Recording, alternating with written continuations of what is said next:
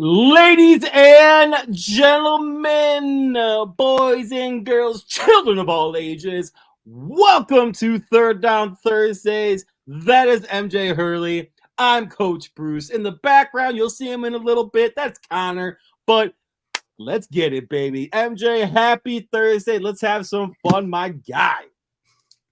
Bruce, I know I texted this to you. I am in a mood, brother. I feel you. It has been quite the day for both you and me, work-wise, professionally, just all sorts of stuff. Also, I have to put another thing in the private chat that I didn't tell you. That's like the biggest reason I'm in a mood. I'm okay, but I'll type it in there for you. Got a nice little. Hold on, talk about real quick. You got a nice little dish over there. I could see to your left. Oh yeah, I got grilled cheese and tomato soup. Oh, a little throwback. Hey, okay, so for those of you that don't know, my ass basically grew up on grilled cheese and tomato soup, along with macaroni and cheese. But the Kraft macaroni and cheese, dude. Hey man, when you're a blue collar family, a part of a blue collar family or whatever, or just like someone that wants part of a family that wants to save money, you know what they do? Kraft macaroni and cheese, and then with hot dogs in it. Yo, that was a delicacy back in the day, bro. Oh yeah, that was a delicacy. Yeah, you get those you chop up a hot dog, put it in mac and cheese. Yep. Oh man, that's the good stuff. That's the good stuff right there. Yeah.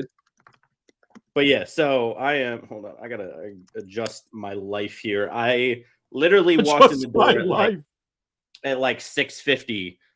Dealing with, and I feel free to call them out here because I doubt. Oh, let's do it. Anyway. I'm totally okay with it. You know what? Even if they do see the state of Louisiana, so it's in Illinois, it's IHSA. In Louisiana, it's LHSA.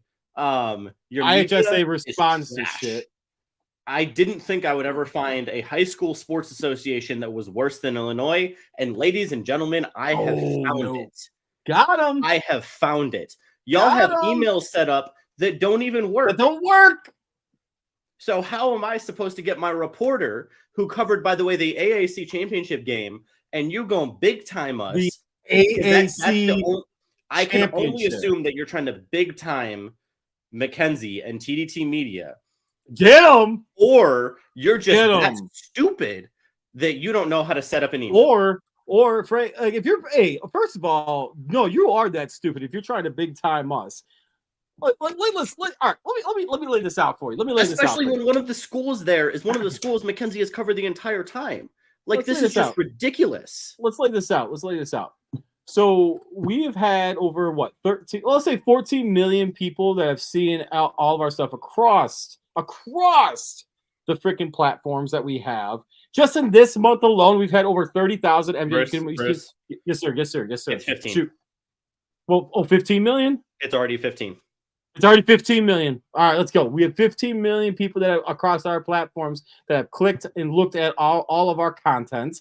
All right. Also, we got, let's see, just in this past month, Google searches, by the way, has been around 30,000+. You know the exact number. I can't remember the exact number. 36.3 in November.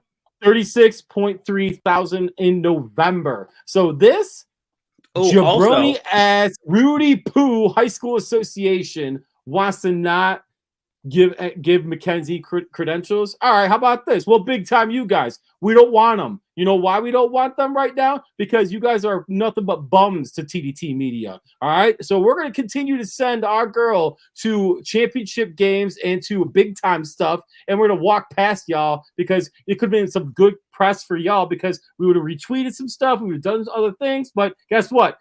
Not about it anymore. I mean, we interviewed somebody who's going to be one of the finalists for Coach of the Year in all of college football.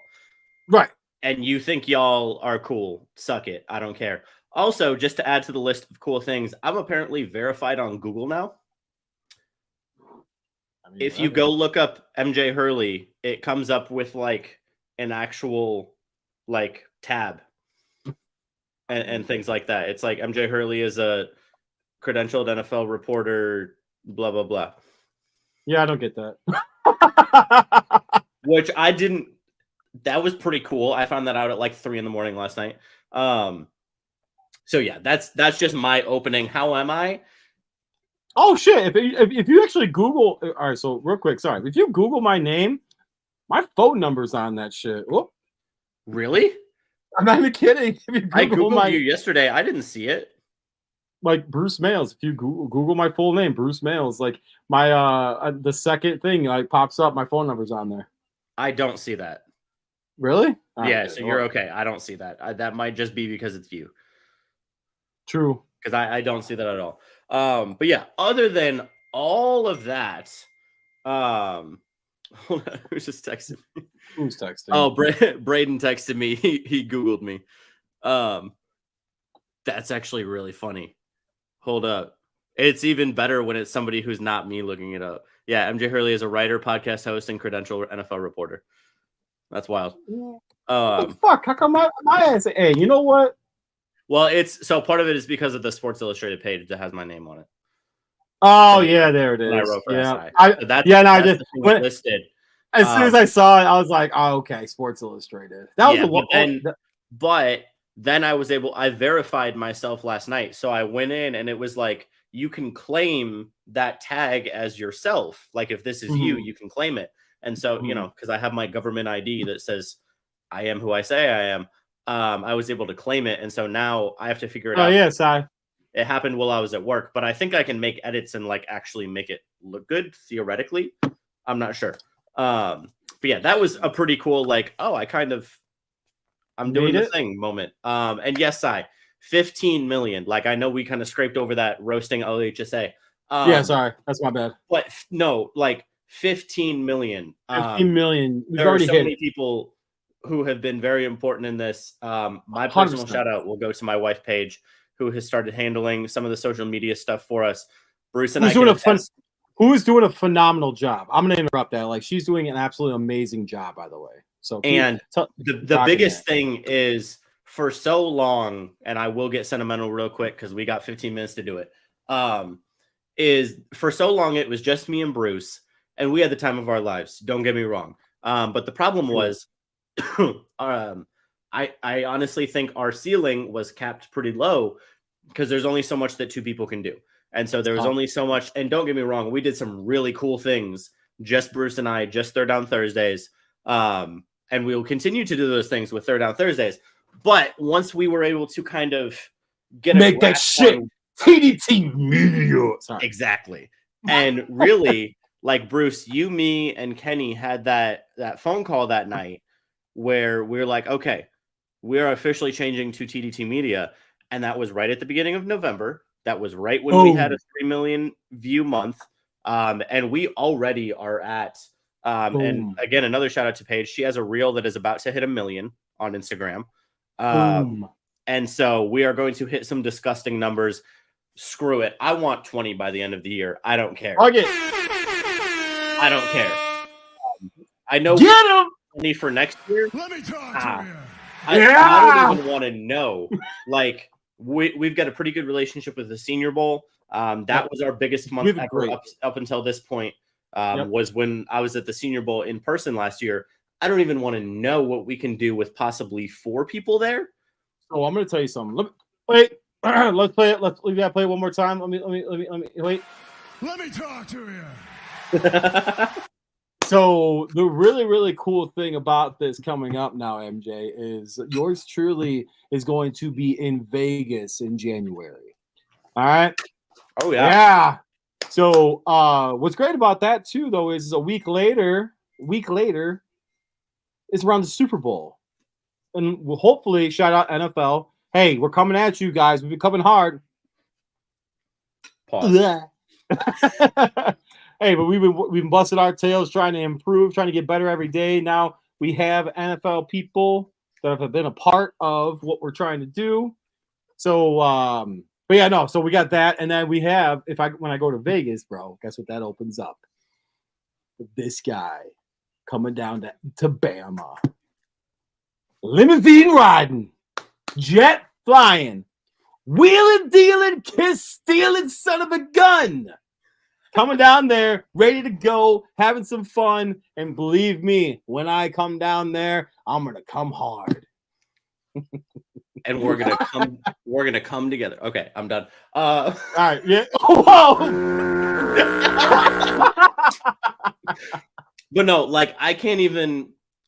Okay, so and I know this has nothing to do with sports. Bruce and I talked about it the other day. You know, that's something we're perfectly okay with when we do this.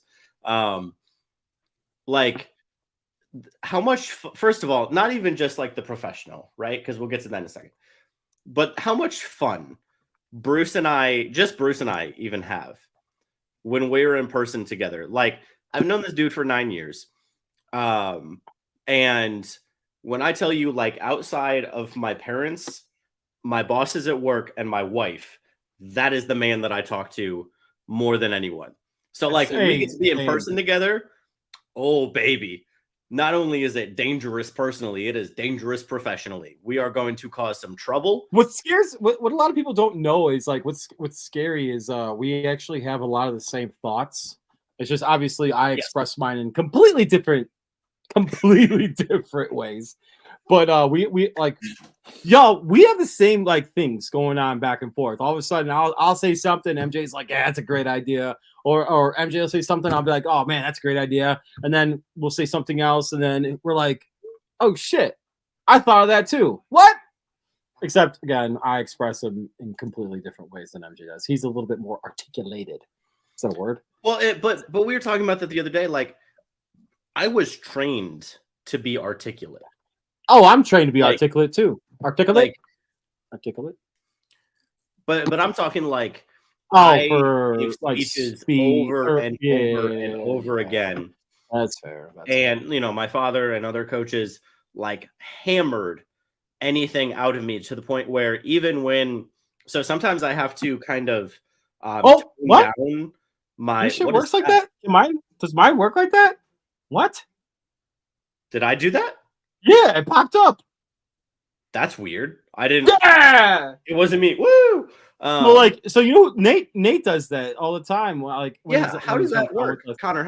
Do you do that? Connor, you want to jump in real quick? Hold on, Connor, jump in here real quick. Connor, how does this work? How does Nate do that? Nate does like the double to do the fireworks, but I can't ever seem to do no fireworks. I don't think. Oh, I got it. Oh, you got it. I got it. Fireworks, baby. All right, I love it. Yo, let's go. Hold on. Let me see if I can get them. Fire. Oh, I got thumbs up.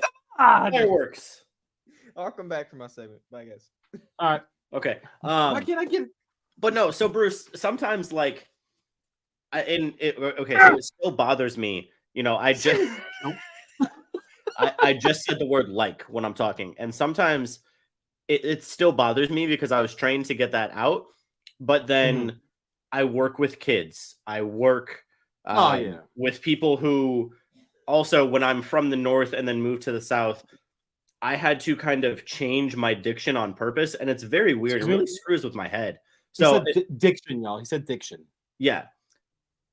It's not always the most glamorous thing in the world to be articulate. Anyway, Bruce, how are you doing? Did you really? Oh, that was like big timing. Don't big time people. It's not the most glamorous thing to be articulate. Well, no, like, okay, the way my dad says it is like sometimes he can't turn his brain off. Like, okay, then that's fair. Like, so, and I'm not. Sometimes my communication mind just doesn't stop, and sometimes I just wish it would. So I agree with that. So, like, no joke. Like, so one of the things that my wife actually talked to me about the other day. So, all right. So, how am I, real quick? Boom. Oh, I got fireworks and the thumbs up. Like,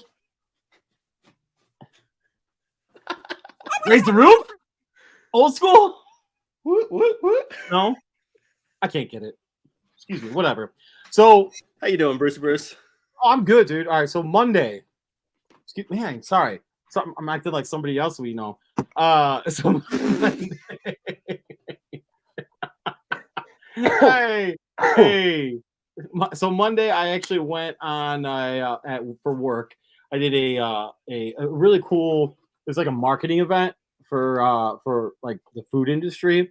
Yeah, and like it was really cool. Like it was the Chicagoland area. So those of you that know the Chicagoland area, it was actually at in Edison Park, and it was just a really good time. Good people. Yeah, it was a really good time. Really good people. Interesting conversations were had. So I do have to give shout outs to them real quick because they were really cool people. And honestly, no joke, it's so good. So real quick, shout out real quick to Three Legged Dog Coffee. The reason why they call it Three-Legged Dog is because they adopted a puppy with 3 legs, and they ended up just calling it Three-Legged Dog. So shout out to those guys. Really awesome coffee. So if you're in the Chicagoland area, please make sure you check out Three-Legged Dog. I had their coffee without any kind of creamers or anything like that. And let me tell you something. Let me talk to you. It was phenomenal coffee. So for sure, shout out to them. Also, shout out to I2I Design. Really good people, really cool people. They design custom-made furniture. Awesome people. Shout out to those guys. And finally, the creme de la creme. And I'm probably going to mispronounce it because it's from the Czech. But shout out to our Jelinek. That's it. I got it. I knew I would get it. Shout out to them too. Made some awesome whiskey and had an opportunity to meet their representative from the Midwest. And we are going to continue our conversations, good sir, because not only was your product amazing, but we would love to have it sitting right here, front and center. Boom, right here while I talk to you. Yeah. Oh, yeah. All right. So, but yeah, no, everything's been really good. What up, Zach? Wait, hold on. I saw someone in the chat earlier. Hold on. I don't know if he tossed it up there. Oh, there we go. The truth, Bisky. So shit. Wow. Shit. Bisky. Truth Bisky. I know I can't even talk right now. Can't even talk. Too excited. Yeah. But no, it was really good. It was really good though. So real quick, finishing up real quick. Alcohol's bad for you. Alcohol's amazing. Tanner. That's not true. Alcohol kills germs. It helps with Tanner, you don't know. Have some of his best ideas. That's true too. This show would not exist if it weren't for Coors Light. Mm-hmm. Actually, TDT Media may not exist if it wasn't for Coors Light. That's very true. That's actually really messed up. Oh, Sai, good call. Ooh, you know what? Hey, you said you were going to put the jersey on. I did say that, but I was running around. I'll go grab it. I can grab it. It's going to make a comeback. I can go grab it. Grab it during a commercial break. You'll be fine. Yeah. Don't worry about it. I got to sprint upstairs. It's going to be hilarious. Like I'm going to trip over something, break things. Go ahead. No, you got to intro. Oh, my dude. Great intro for the young man. I know. I stole it for myself.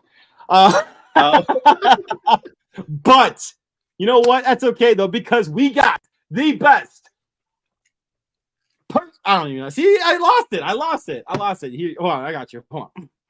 We gotta. All right.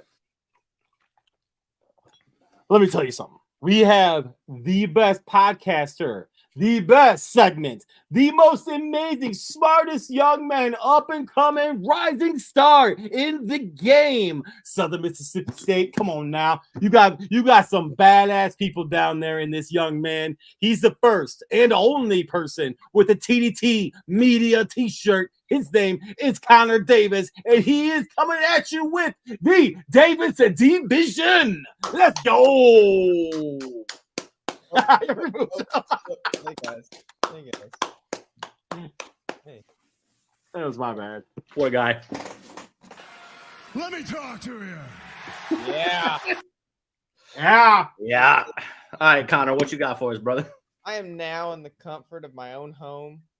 I am not in a dorm anymore. I will be here for about a month and a half. So that way we don't have to hear Tanner playing some bullshit Fortnite in the background. I mean, he is on the other side, like the other side of that wall. So, but I got Michelle. Hi, Michelle. my mom's here for Connor. Oh, Mama. Michelle. Her name's not even Michelle. Well, all right, Mama Davis. Hello. Your son is absolutely amazing. Mama D. Mama D. You already know your son's amazing. So let's get into the thick of it. Yes, sir. So the thick of it. Let me get my banner on. Let me pull out my little notebook. The thick of it. Higgity. Okay. The thick of it. So I did want to. People are talking about Mitchell Trubisky, and I wanted to open that up first because I know Bruce is a big Bears fan, and it would only make sense if this opened up the Davis division. So Kenny Pickett is out he had a high ankle sprain, and they decided, hey, we're gonna get him to get ankle surgery, so it will speed up the healing process. For his time out, it is like still some Aaron Rodgers stuff. It's to be determined how long Kenny Pickett will actually be out, but it's not season ending or anything, so he should. Right. I think the Steelers should go away with Kenny Pickett because he's been underwhelming. He is. Agree. I mean, in his draft class, he had the smallest hands out of a QB in like 25 years. You know what that means? Yeah. That's tough for Kenny. Hate to see that. 1 to 3 inches already. We're expecting about 2 more inches.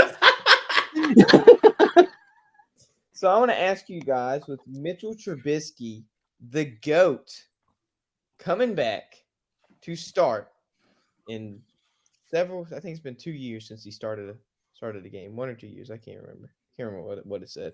But he's going to start tonight. And I just want to know, is he the GOAT like he's been on the Bears, Bruce? Is he the GOAT? Let's pump those brakes. I never said that. But what hey, yeah, we're talking cars, right? Yeah, this is the GOAT Trubisky. Well, they're down now, so let's see if he can bring them back. One of the things I do want to talk about with this game, though, this is the lowest total game in like over 30 years, I think, since 30 years, 93. So I don't know if you guys knew that, but the over-under in this game was like 30. Oh, gosh. No, calm down, Si. I did not say that. Sounds like an Iowa game, Si. At one game, At one time, this game was at 29.5. Okay, so I want to put that out there real quick, and that would have been the lowest. All right, so real quick, MJ. I want to say though, I think Trubisky could help them. I mean, we'll see what happens though. I mean, you don't know how long how long Pickett's gonna be out though. But I will say this: we knew he was a bust. Okay, calm down, MJ. But I want the one thing I do like about that, you can't get any worse than what the Steelers have been doing. Every statistical category right now that the Steelers have, there is no reason for them to have an above 500 record at all. All right, and there's no reason for that team to be even sniffing the playoffs. Okay, they should be sniffing ass because they've been playing like it. That being said, though, that was good, right? That being said, you have a coach that comes out of the ass. But you have a coach in Tomlin who's able to bring a team together and hey, guess what? What's the most important number for any team? The one that's on the scoreboard. All right. And Tomlin always is able to pull out the best for his team. He fired his offensive coordinator halfway through the season. Not halfway. I can't even remember what it was. It was a couple of weeks, 3 weeks ago, maybe. But it was about halfway. That Matt Canada? Halfway, okay. Yeah. So yeah. I'm gonna say this. Is Trubisky the answer for the Steelers? No. Is Trubisky the answer short term for the Steelers? Yes, he is, because I think he's a better quarterback than Kenny Pickett. Well, so is Connor. Like, True. that's not a hard bar to pass, being a better quarterback than Kenny Pickett. And that's only slight disrespect intended for Kenny Pickett. Oh no, it's full disrespect to Kenny Pickett. Okay, yeah, it's full disrespect intended. He's just meh. Like, he's fine, but It's fine. Mitchell Trubisky has more upside. Now, we've seen plenty of downside with Mitchell Trubisky. That's the problem. However, one of the things the Steelers need is a little bit of offense. They got a little bit of spark when they got rid of Matt Canada, and it just hasn't been there. They need a little bit of gumption, and Mitchell Trubisky provides more possibility for that to happen. I'm not saying it's going to happen, but he provides more possibility, and it's just you gotta go for it. Now, I understand Kenny Pickett's also hurt, and they wouldn't have made this change otherwise, and I understand that because he's their guy. They're sticking with him. But, like, you got to see what Trubisky can do, and when Pickett comes back, even if Trubisky is playing average, there's got to be a conversation about leaving Pickett on the bench, in my opinion. I think even Trubisky playing average is better than Kenny Pickett playing right now. And that's playing so, like, it's underwhelmingly bad. And that's perfectly fair. I think part of the problem is the same way we talk about Justin Fields has kind of been ruined with like footwork and some of the reads he's making and things like that. I honestly think that Kenny Pickett was in such a poorly constructed offense with Matt Canada. Packers fans like to compare. Who is calling me? What in the world? Oh, we're getting phone calls? Yeah, apparently. Tanner, get out of my live stream. If you're just going to come in here and say stupid stuff and attack me, at least be able to say it to my face. Why? What in the... Who is calling me? Dear goodness. Who is... Okay, I actually have to take this. Give me a second. Whoa. I guess it's me and you now, Connor. Let's run this piece, dog. Okay, are we just going to leave MJ's little thing right there? I might just remove him just so it doesn't look bad. His little thing. Got it. Let's go, Connor. Bruce, hold up. Let me get us hyped up. Oh, we got some hype Let going. me talk to you. Yeah. Woo! Okay. Hey, by the way, I'm rocking the Trubisky jersey. He's making his start. He's coming in right now. Let's go. I'm ready. I'm rooting for him because I cannot stand the Pats are doing some very, very terrible coaching this year. And I like the Steelers. I don't mind the Steelers. All right, word. All right, what's next? The Davis division to keep going. I will let it go as much as I can. So we're gonna go into the next segment. Not segment, a little bit of news, and which is the in-season tournament for the NBA. So as of today, get a thumbs up. hey MJ, How come? the Pacers, Tanner, get your dumb self off my live stream. It's already going. On everything that's good in life. Hold on. We got a segment going on here. We got a thing going on here, MJ. Please. I'm gonna grab his hat. grab it, pull it off. That's crazy. All right. So today is the semifinals for the NBA in-season tourney, and the Pacers have defeated the Bucks 128 to 119 before we started the show. So the Pacers are in the finals for the in-season tourney, and leaves the other semifinal game to be the Pelicans and Lakers, which is going to be played in about 32 minutes. Yes, sir. So with that being said, I'm going to give it to MJ first because Bruce said the other one first. Just to be fair, who do you think is winning against the Pelicans and the Lakers, and who do you see winning the whole thing? You're saying who wins, Pelicans or Lakers? And then who wins the whole thing against the Pacers? And Trubisky just threw a pick. The Lakers are playing very good. The biggest caveat is what version of Anthony Davis do you get in this game? Because he is a very important factor, especially with Zion, with the way that the Pelicans like to play, with the type of offense that they like to run. Having Anthony Davis and LeBron James both healthy and playing well, obviously is paramount to their success. Because when healthy, those are two of the best players in the world. So those are two top 10 players. So when healthy, this is absolutely a game that the Lakers win. But they've shown to kind of choke sometimes. Now, they won against Phoenix the other day, an incredible performance. Kind of got helped out a little bit by a phantom timeout. Yeah. At the end of the day, if I have to pick, I think the Lakers win the basketball game. And all due respect to the Pacers, all due respect to Tyrese Haliburton, who's playing out of his mind. They are not even on the same universe as the Los Angeles Lakers. I'll even take it one step further, MJ. I don't even think that they're in the same universe as the Pelicans. They're not. I said that. So again, Tyrese Haliburton is going on a tear. He's going to establish himself as a top 15 player by the end of this season. And I love his game. The problem is it's Tyrese Haliburton versus LeBron and AD, who are not even in the same class. And so, like we talked about last week, when you look at the game of basketball, where, yes, one player can take over, but it also really helps when you have two all-world players in LeBron and AD. And the way that they have been playing, with Anthony Davis playing every day, with LeBron playing every day, and Austin Reeves, who can just go off at any time, that's the type of roster. I know Tanner did not just say Buddy Hield. He's saying Haliburton for MVP, but Haliburton just had his first career triple-double the other day. Right. Okay, brother, Luka had a triple-double in one half, and Haliburton just got his first one ever. Let's chill Dear with this. goodness, get some information in your brain. Let's chill with this. Also, by the way, did you please tell me you saw Luka's reaction to Chris Dunn the other day, or was it yesterday? Yes. Yes. That was hilarious. He was like, bro, he's just mad I'm giving him buckets. The ref says, I know, hey, can you guys please shake hands? He goes, hell no. Hell no. And then they wanted to go at Luka, and Luka's just sitting there like, yep, I'm a basketball player. I'm sorry, I'm not a fighter. Luka's like, what do you want from me? Exactly. What do you want from me? All right, so real quick. I'm gonna be quick about this. Laker, dude.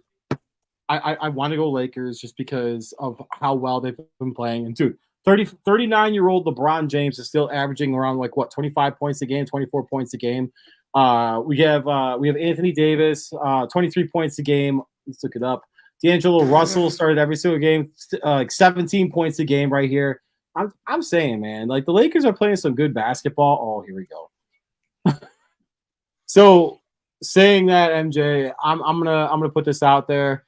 Lakers win this game. Lakers win it all. Connor, you did ask that, right? Like, who wins it all? Lakers definitely gonna win it all. I don't see a reason why the Lakers can't beat the Pacers. And I think it's $100,000 each player gets for winning this bullshit ass tournament that nobody even knows about. I think it's 5. Is it? Hold on, let me see. I think I have it. I think you're right, because they asked Giannis the other day what he was gonna do with the money, and he goes, "The rich get richer."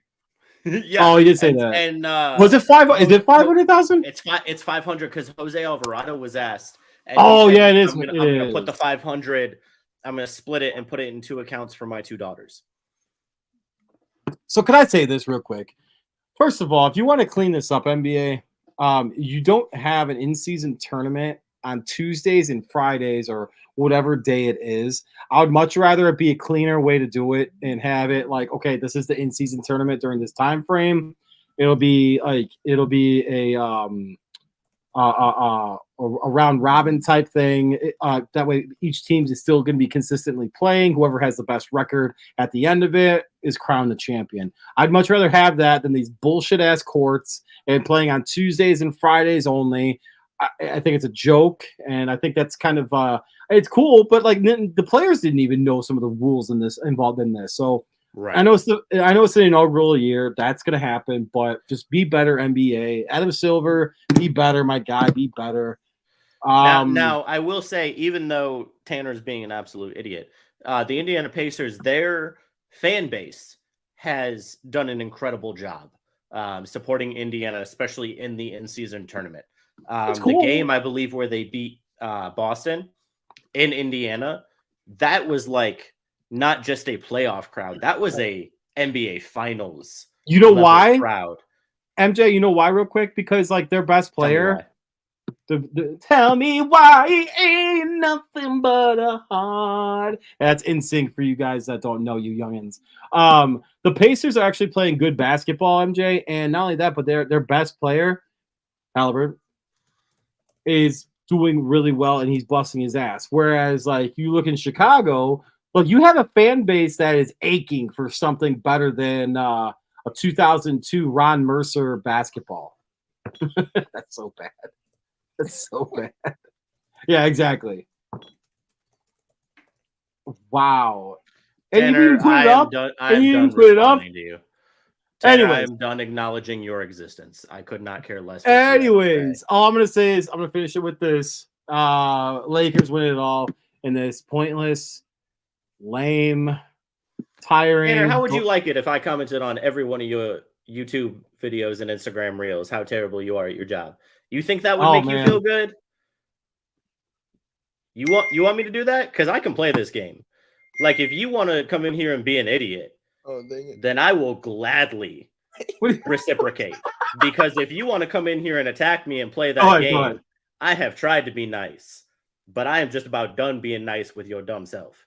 So if you want to be in my stream, then go ahead. But if you want to say stupid stuff and personally attack me, then you can kindly leave. Hey, I got something. I got something right here. Because I am done. Yeah, exactly. I am so done. I couldn't care less if he's trolling. I understand he's trolling, and I don't have time for that because I'm actually trying to talk here. And if you want to ask questions, if you want to actually like have a conversation, that's one thing. Pacers, but I do not have the time to entertain you personally ripping me to shreds because that is not what we're here for. So you can go away. Hey, you can personally rip me to shreds. I don't give a fuck. You see this hairline? Ain't nothing to rip from shreds there. All right, what's the next one, Connor? What do you got? Well, I want to almost introduce this last little bit of news. How you introduced me the first time I came on the show. So without further ado, it's time. It's time for some college football news. We have the CFP playoffs. Oh, the P stands for playoff. The college football playoffs coming in effect very, very soon. And we had an undefeated Power 5 team that has been snubbed from the playoffs. Nate and I did talk about this Tuesday, but I just want to get your opinions. It's the first time in BCS and CFP history that an undefeated Power 5 team has been snubbed from playoff contention. They are ranked number 5. And I do want to almost, I did kind of tweet out the top 5, and I did get it right on the money. Top 5. So You did. You did. You did. I agree. But that's why I asked. I'm like, what was the time frame on this? No, he did. He tweeted it out like what, 20 minutes before? No, I saw that. It was a bit before because like in my mind, you can't put Texas in the playoffs and not have Alabama in the playoffs. So I was like, Florida State's getting snubbed, even though Tanner and I had an argument about. Hold on, real quick. So here, this is what I'm. This is. I got comments on this. So, so now you're coming at me with this bullshit. All right, Tanner. So, you keep doing this, bro, and you keep trolling. But I'm gonna find your punk ass when you're playing a little Fortnite by yourself while you're eating your bonbons and talking to absolutely no women whatsoever because your bum ass is sitting in a fucking basement the whole time. Shut up and go back to your fucking games. He did say he loves MJ. No, he doesn't. Anyway, brother does not know me. Continue, please. Continue. Okay. So we have our top 4 being Michigan, Washington, Texas, and Alabama. Your top 4. And then we have Michigan and Alabama play each other, and Texas and Washington play each other. I would like to know from you guys who you think is going to win it all.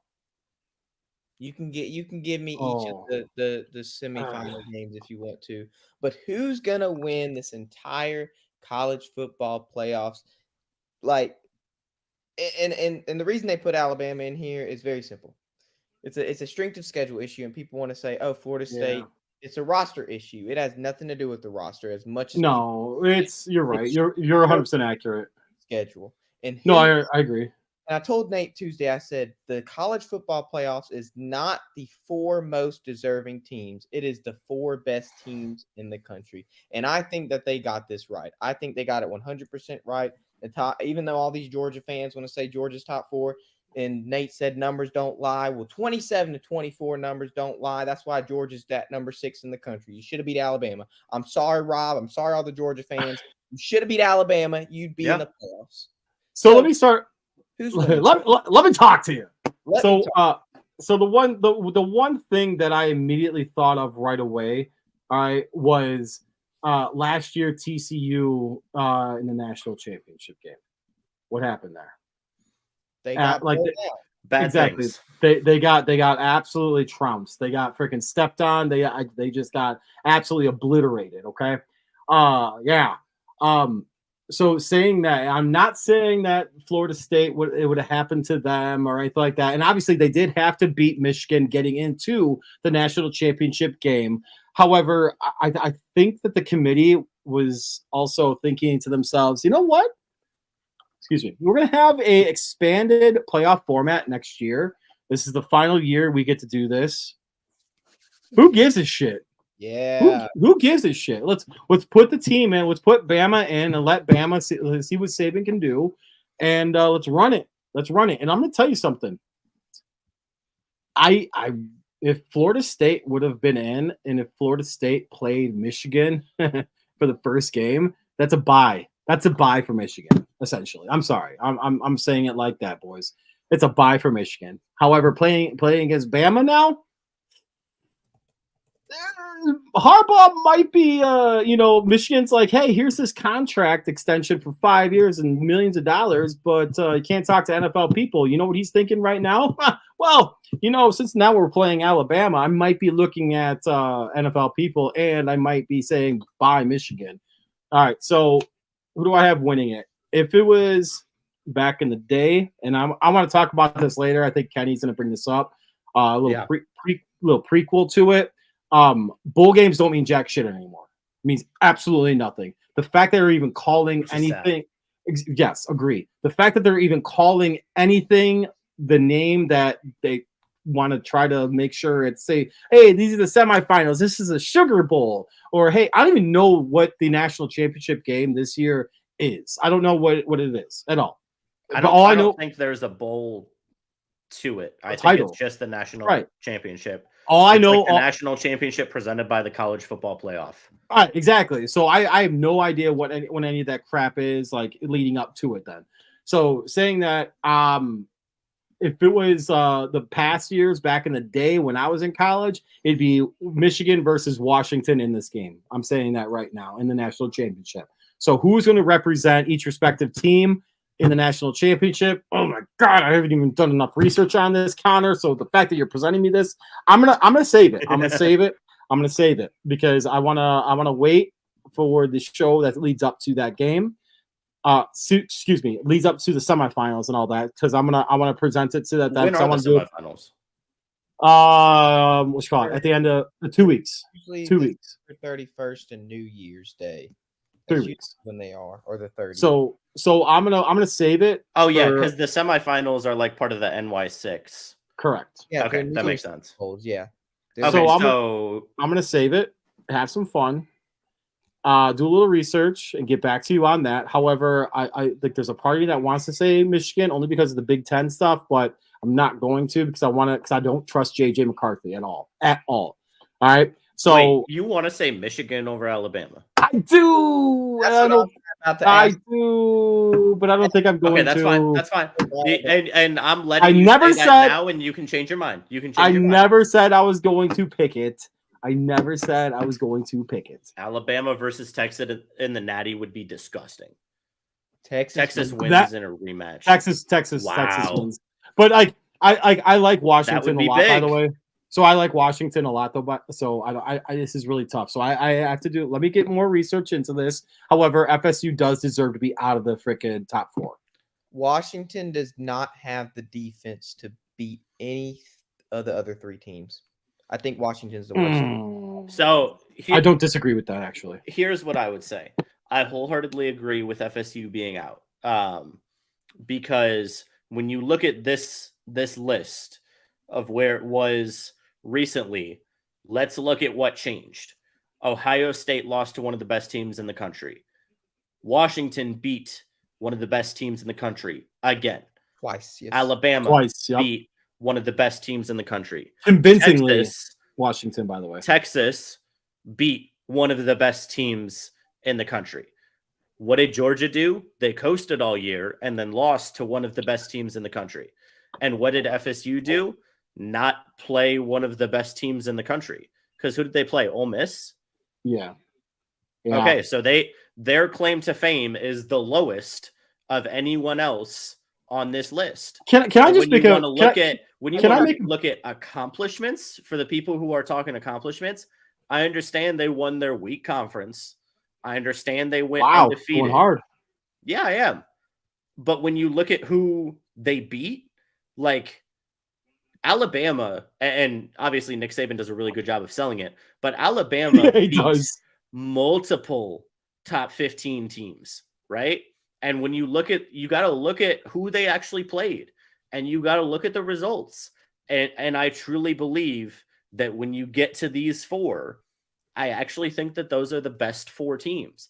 And I think saying most deserving or best or whatever, like as of today, who are the best four teams? And I know people say they're the best teams right now. The only thing I will say, the one good comparison I've heard is, what if the NFL left the Eagles out of the playoffs in 2017 because Carson Wentz was hurt? Yeah.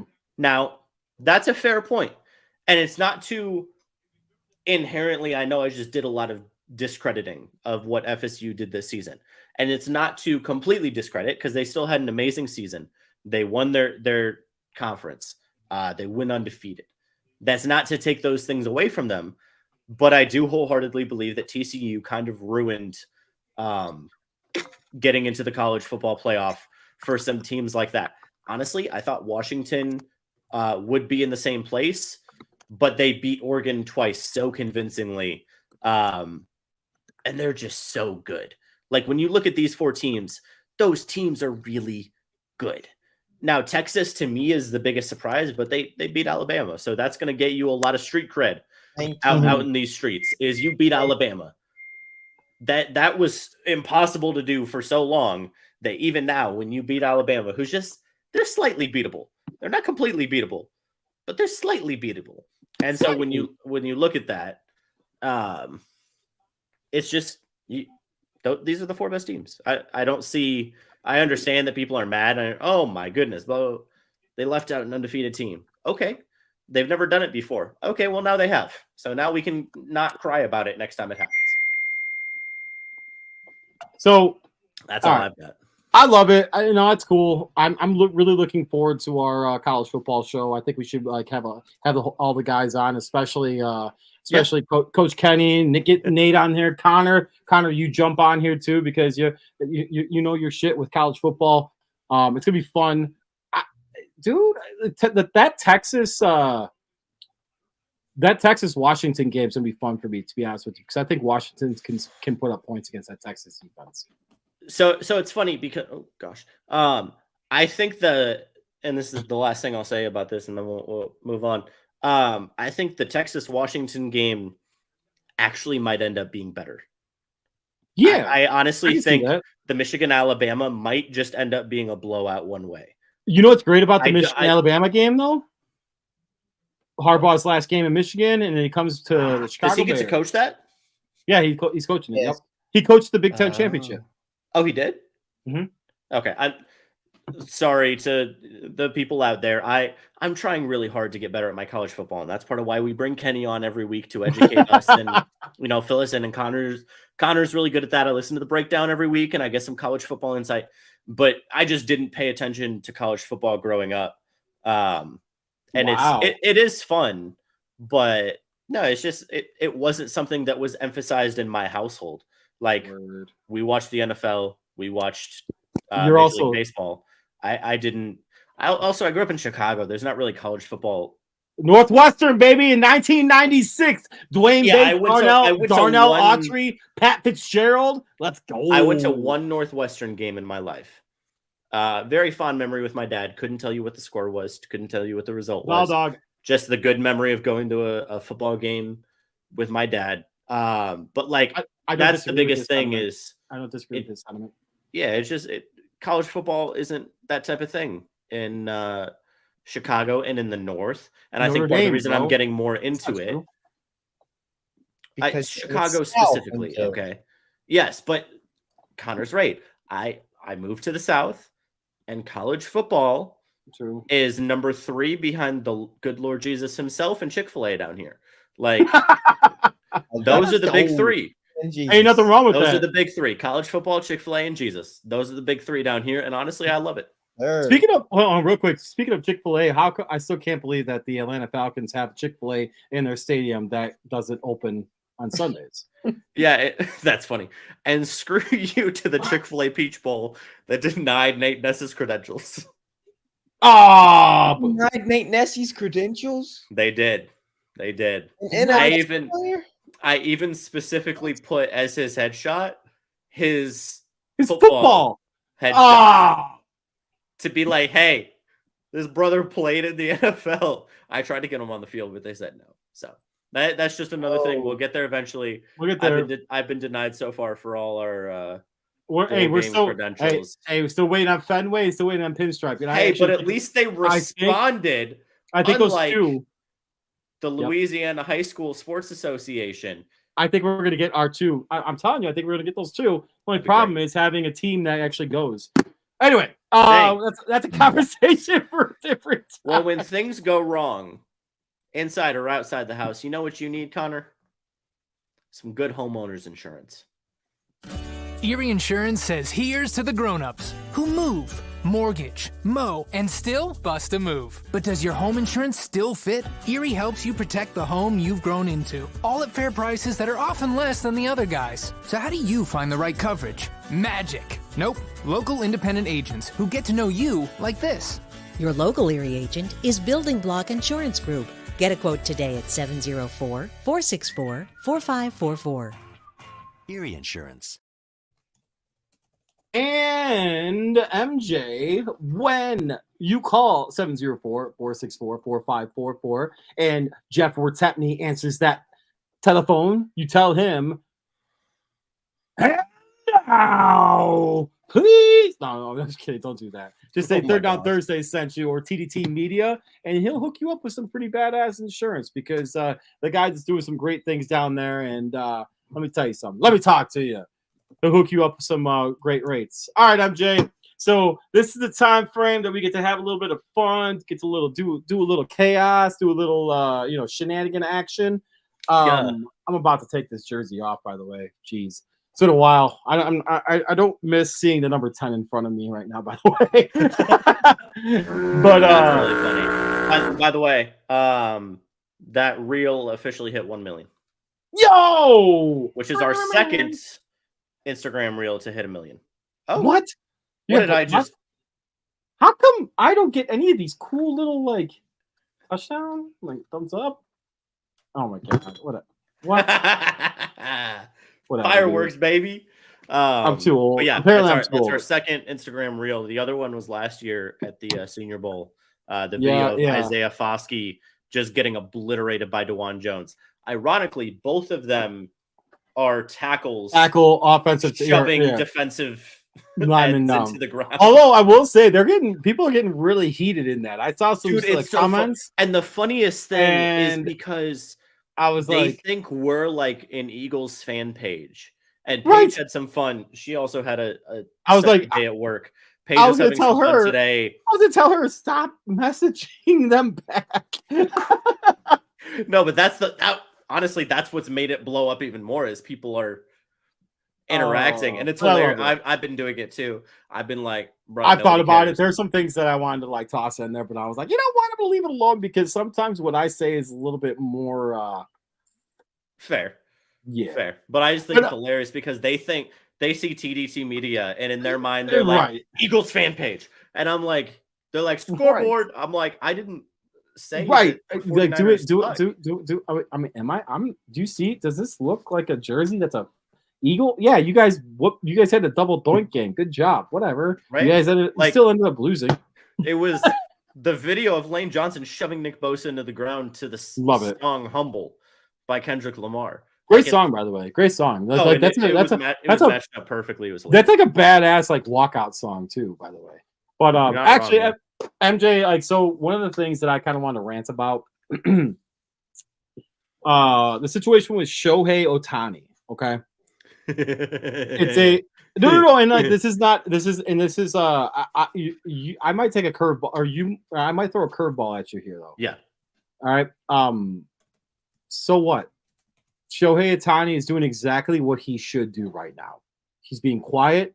He's doing the things that like he wants to do. He is the free agent. He is the representative of himself. If he doesn't want those teams having a conversation to the media about anything, by all means, that is totally okay. So the fact that you have media people out there getting pissy, being upset that he's not addressing media because he won the MVP, that he ended up, he's not like he's not doing it in the traditional aspect to the older media member crowd, and the fact that they're pissed off about that. Shut up. Okay, I get it. Like, okay, freedom of press, freedom of whatever. Okay, but what about this player? He's more than welcome to have the privacy that he needs to make a decision based off of what's best for him and his respective family. Shut the fuck up. Let him make the decision. Don't get mad at him because the guy's like, listen, I have my puppy here.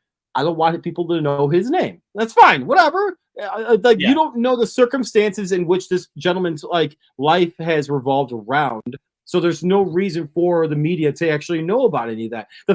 You should be grateful for the opportunity to even have the conversation with the gentleman during the course of any kind of press conference that he has after he pitches. It is what it is. I don't there has been so much hate and I'm going to call out the most annoying person. Oh, I hope this gets hits.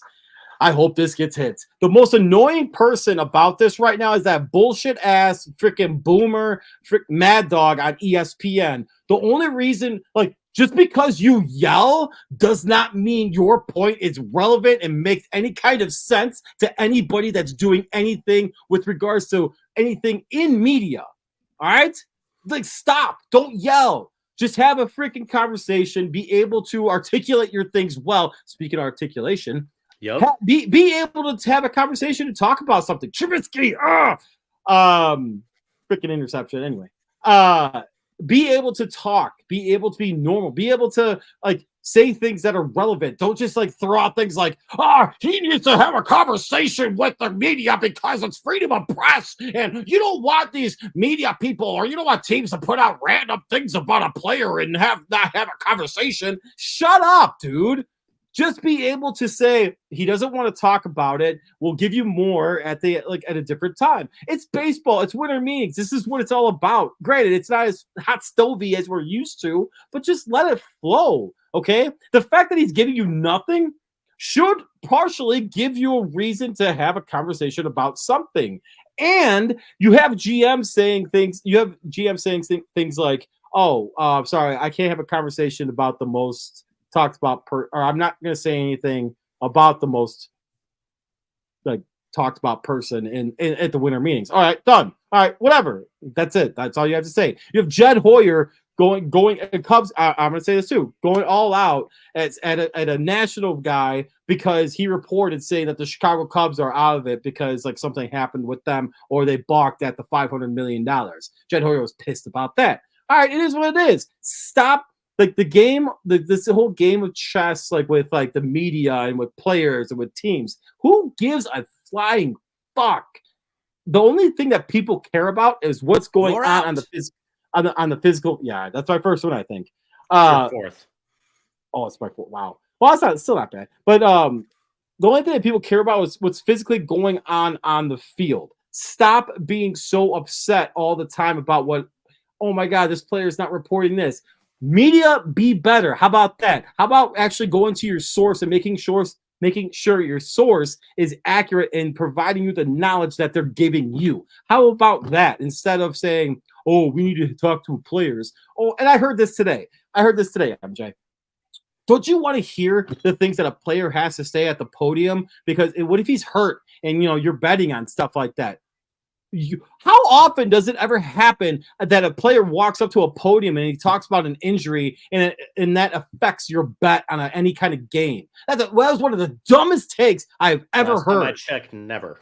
I have never done that. No one's ever going to do that. So the fact that it's the responsibility of the team, not the player, to provide you the information about a player's active status or inactive status. So don't use that as an excuse to have a conversation with a player, because the player at the end of the day is always going to want to play because that's his passion. What an idiotic take. That's it. Ohtani, you're doing the right thing.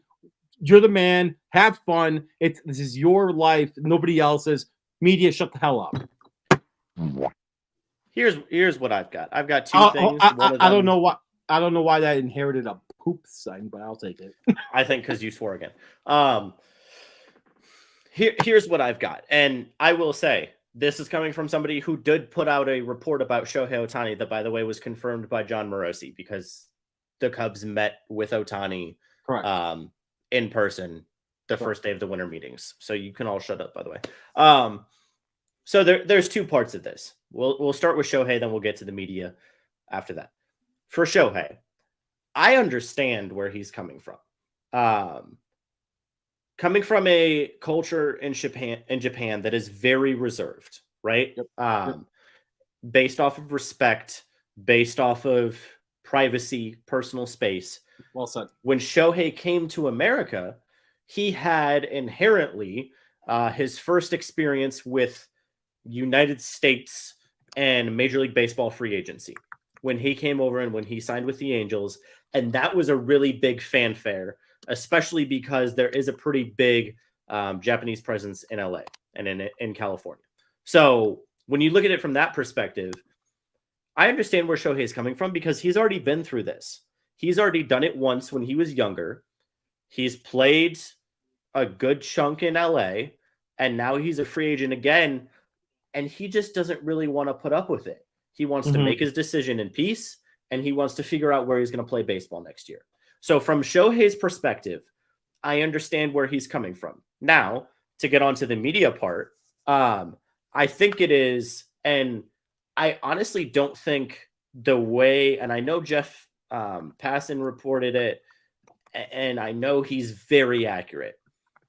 I just think it got twisted a little bit. The whole, if any meeting gets leaked, Shohei will not meet with the team. All right, let's talk about this, right? I don't like the winter meetings in Nashville are the hub more than any other sport. Like the NFL has GM meetings, right? The NBA has the same thing. Thank you, Sai. Thank you. Like John Morosi confirmed my report. Go for it. Rip on me. I don't care. Because who met with them the first day of the winter meetings? Shohei Ohtani. Thanks, guys. Shut up. From the media side, right?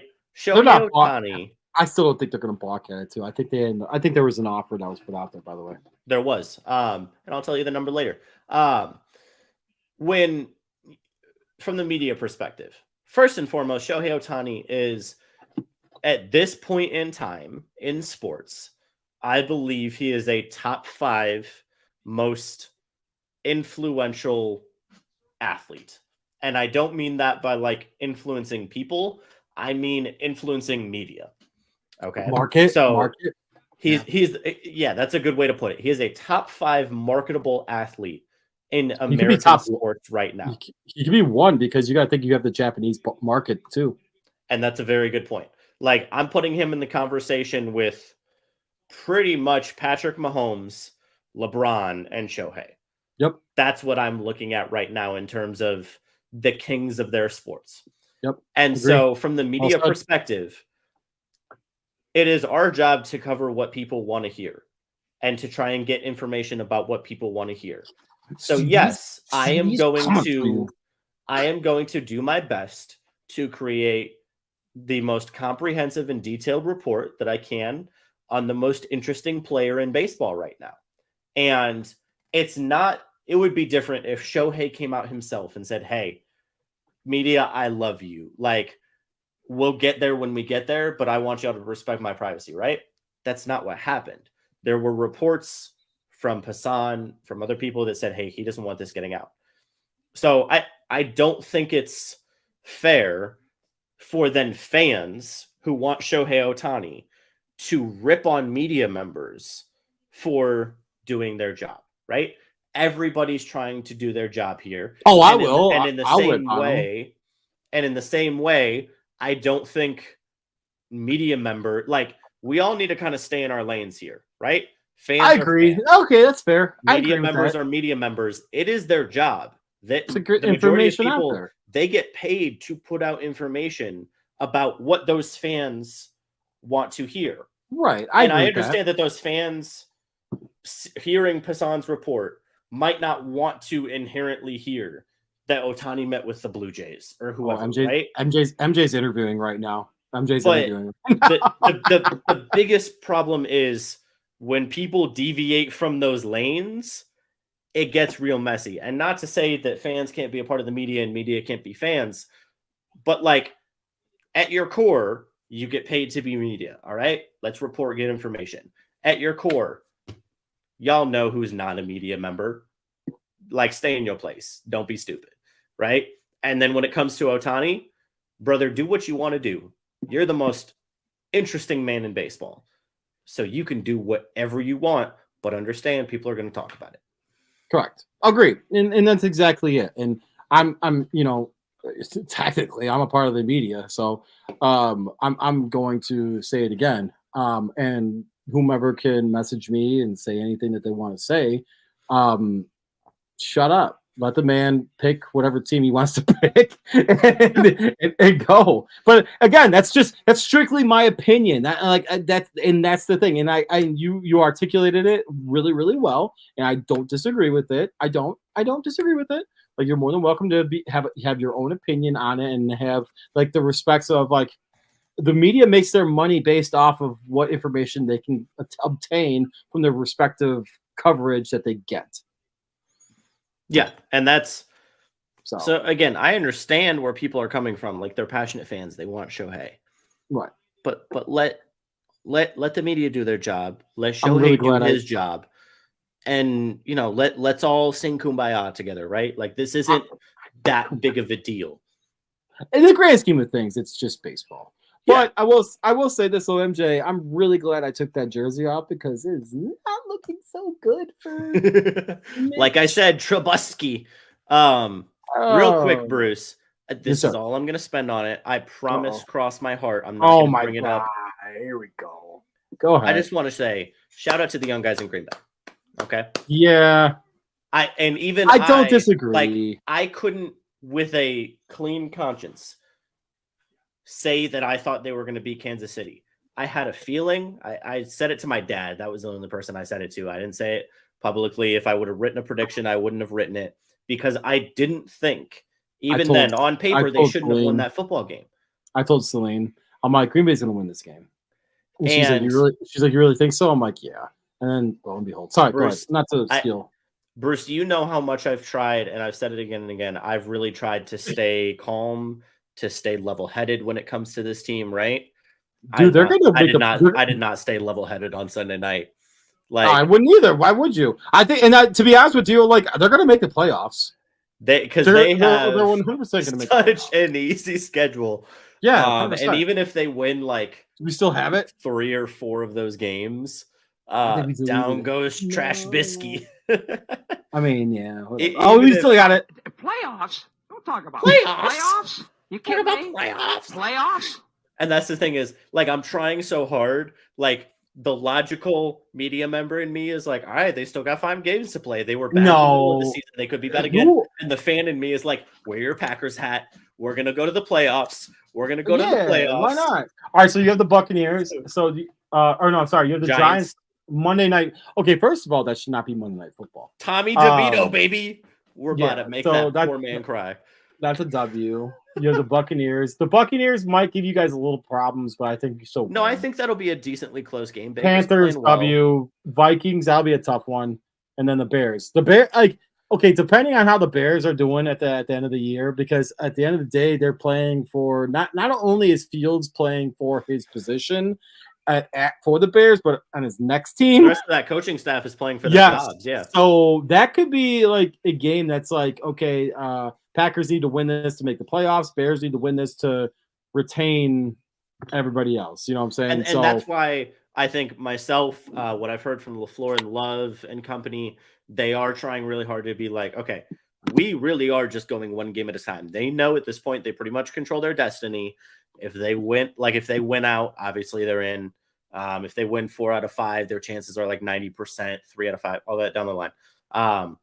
But like Jordan Love made some really good throws the other day. I know. Let's outplayed let's Patrick Mahomes. Let's relax. I don't disagree with it. And he's going to be re-signed. He's going to get a contract. I'm going to be pissed off because you're going to I got to tell you about that later.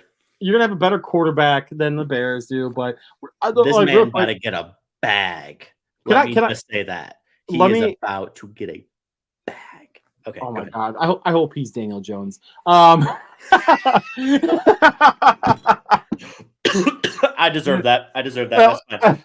Oh, dude, the Chicago sports radio. Did you hear Big Cat Monday after the game? Of course I did. Yeah, of course I did. He was like, it's not fair. It's not. It really isn't. Fair. Like I'm done. Like I actually do think he's going to be good too. And like it's like where are the Bears at? Same exact place they've always been, floundering in the fucking shit water. Yeah, that's what they do. We're out. I'm done. I'm done with the Packers talk.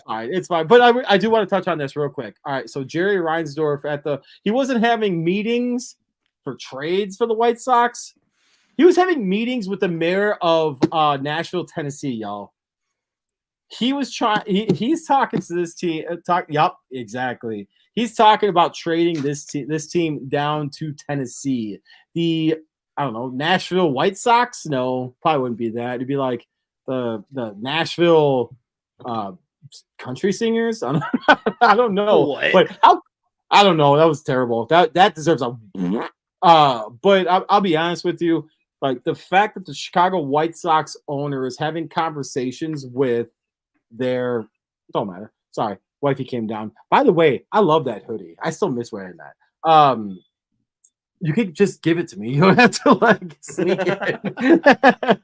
But no, the fact that the Chicago White Sox owner is having meetings with a mayor that has been rumored to the team going to, or the city that they're going to and the state that they're going to, that's kind of effed up. And I'll be honest with you, I think that I don't know, man. If you're a Chicago White Sox fan, you might be looking for another team to be cheering for. And I guarantee a lot of them won't be Chicago Cubs fans. I don't blame them. I don't, because like if that happens to me as a Chicago Cubs fan, if the Cubs ended up leaving like Chicago and Illinois, I'd be pissed off. So I don't know, like Philadelphia, the A's, nope.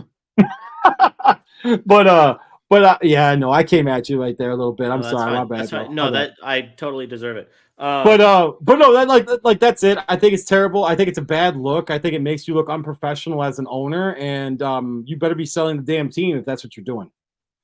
So my dad actually told me about this the other day because you know how we were talking about Fisher, the A's owner, and all that stuff. There's a clause, so they granted him an exception, the MLB owners, to be allowed to sell his or move to Vegas. So normally there's like a $300 million relocation fee. He signed a contract that says he cannot sell the team until like 2030. Yeah, I know. Like, or no, I know he would have to pay 25% of the profits. Do you know how many stakeholders he has? Do you know how many stakeholders he has like for that team? There's multiple stakeholders that he actually has up, and they all made a shit ton of money off of it because of cable deals. So I don't know if you've seen the interview that he did with cable companies and with I can't remember the actual. No, I know what you're talking about. Like their hope is when they go to Vegas, they'll get better TV deals. Oh no. Okay, so sorry, we're getting in. Like I was thinking White Sox. Sorry. So there was actually a really cool interview that I saw with Jerry Reinsdorf talking to media about what the benefits were to cable. And Reinsdorf was talking about how all owners are losing significant amount of money because of the packaging with cable not being existent anymore. So he's like, oh, we're losing money. It's like, bro, you've had a shit ton of money for how many years and you're complaining about money? The only reason why you're relevant is because that one random year for the White Sox and because Michael Jordan fell in your lap. That's it. That is the only reason why you're the owner of the White Sox and the Chicago Bulls. Clown. How did he? How much time we got till Nate comes on? 1 minute. 1 minute. Give me the 60-second recap because I don't know. How did Reinsdorf become the White Sox owner? Because I know he's the Bulls owner. So it was basically it was just an investment for him. So I don't know the specific way he ended up getting it. Although I do know that he has he has multiple shares involved in it. And people that are involved in it as well. Okay, so he's like the head of a. So, but he's exactly so. So they have money invested in whatever decision-making processes that he has, and they're making money basically based off of this freaking dude. You ever seen them? All right, what's the name of the movie? You ever seen the movie? It's gonna come to me. It's gonna come to me at the wrong time though. But there's a movie. It's a DC character with like the big fat dude. And like it's not Penguin from Batman, but like there's another one that like it reminds me of Reinsdorf. I don't remember the name of it, but like that's his scumminess. Watchmen? No, not Watchmen. No. Anyway. Chris, you know what I do? You know what I do? You know what the White Sox are gonna need? Good car insurance when they're driving out of Chicago. Why can you do that? Here's to the grown-ups. Your car is now your office, stage, nursery. Sorry, Erie Insurance offers products that lots of other companies don't. That's a big deal, and it's a good deal too. And with Erie, you get your own independent agent, not a giant corporate call center or some online robot. You meet with a real person, like this. Your local Erie agent is Building Block Insurance Group. Get a quote today at 704-464-4544. Erie Insurance. And when you call Jeff, we're typing at 704-464-4544. Let them know that Third Down Thursday sent you, or TDT Media.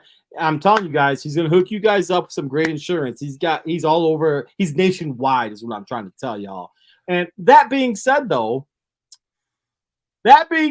we are now bringing in the best defensive back, the man of the hour, the co-host of the Breakdown X's and O's, the guy who cannot bench more than me. Nate. Oh, you better start it off hot today. Nate, how much can you bench? Hold on. Ask that question one more time. Look at that smile. How much can you bench? I remember from the show the other day. I'm still hitting 315. I'm still hitting 225 about 15 times. Samesies. Let's go. Bet. I will video it. Yeah, I'll send it to you. I'll send it to you. I mean, I'm over here doing that. Like, I'm over here doing that 23 hours lockdown workout. Bro, you know what I loved? I saw your I saw your Snapchat in your story about you doing like the feet up, so that way you're just hitting the chest. And that's just chest. Yup, exactly. I do it. So you know what's funny that you say it's funny so I have never ever seen anyone besides me at the gym ever do that. So when I saw you doing that, I was like, see, I ain't dumb. What do you think this is? This is not for play or for fun. This is not cotton candy. So Sai cotton candy. What's the song? Cotton candy, sweet as gold. No, let me see. Oh yeah. I was Sai has proposed a live bench off. Oh, please. We all know who's gonna win that. That's a dub for me, dude. Come on. Yeah, I'm gonna win.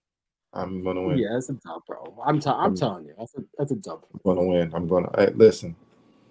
Okay, so Nate, we got to get Bruce and Nate in the same place where there's a gym. Where's a bench? That'd be fun. Nate, we can have some fun. I ain't gonna lie, that'd be fun. Would be fantastic. I mean, I'm just saying, I don't run from no workout. Samesies. From it. You know what I'm saying? Listen, I'll spot. Hey, wait, Kenny wants in already. I thought Kenny raising his hand. Does Kenny want in? You good, Kenny? No, never mind. Kenny said, "Nah." Kenny and I will spot. I'll spot Bruce. Kenny can spot Nate. We'll be the spotters. Connor. Hey, but you know what though? The one thing, Nate, that we could say that we are some fucking like dudes that are grinding our asses off trying to get better every single day. Every single day. I'm telling you. Listen, every day. You know what we do when we wake up in the morning? Piss excellence. Damn right we do. Piss excellence and take names while we're doing it. I piss on those names, actually. How about that? Oh. All right, Ned, I got a question for you. Okay. If you remember last Thursday, Seahawks Cowboys. Is he going hard at him again? No, I'm not. I'm asking him a football question. I will. Okay. I'm gonna try and be nice to Nate today. If stuff happens, but I'm going to start off on a good foot with Nate because I love Nate. That's my dude. Cowboys beat the Seahawks 41-35 in what was one of the most penalized games. Yeah. That was like that one right there. I think it had like 20 over 20 plus. They were like 20, 22, 25 penalties. Like 300 yards of penalties. I don't know if you watched the game, but there were a lot of calls on the DBs, and there were a lot of ticky tacks. Ticky tacks. So what did you think of that? Because a lot of fans on Twitter were saying like, these refs just want to make it all about them. I mean, from watching the game once I got off the show, a lot of it looked legit. Now it's stuff that like on paper is legit, but isn't always called. So as somebody who actually played DB in the NFL and not somebody sitting at home on their couch, what did you think of those calls? Would you have been mad if it was you? Like walk us through, even let's say you have that ref crew this week. Cause I know you said y'all would watch tape on the refs. Yeah. So like if you got that ref crew this week, what is your coaching staff telling you about that crew? The first is, cause they'll put like, what they're known for calling. Like, so if they're, again, a lot of pass interferences, illegal contact, holding and stuff, this is the crew that actually calls the most of them.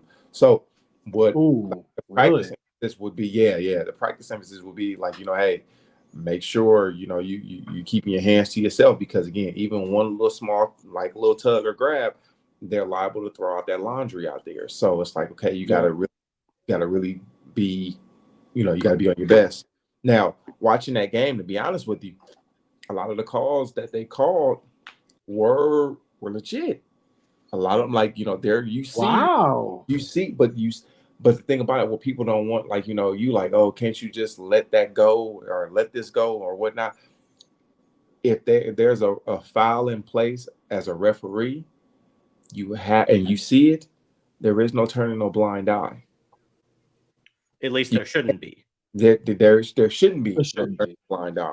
And again, I'm in that process learning how to become an official. So it's like, you hate it, but this is the integrity of the game. Hey, you're still gonna be a part of Third Down Thursdays and TDT Media when you become that official, because that's gonna be some fun conversations. I'm gonna tell you that right now. Of course. So Nate, what was this call? What was it? What are you doing here, Nate? But that's one of the things, like, you love hate refs. Yeah. You love them sometimes and you can't stand them the other time. It's a tough job, man. Like, honestly, it's a thankless job. It's a thankless job. It's really difficult. Okay, so I have a follow-up question. And I know I promised Bruce I wasn't going to talk about the Packers, and this is kind of, but not really. So did you watch the Packers-Chiefs game on Sunday?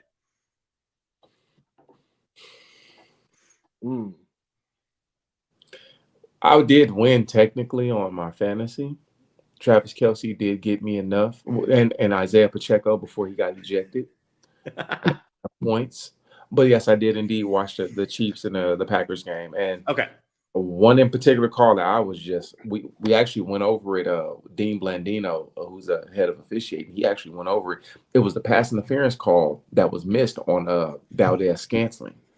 That was one of the most egregious calls, missed calls, similar to the pass interference that was missed in the LA Rams New Orleans Saints NFC Championship. Is that what Dean compared it to? Yes.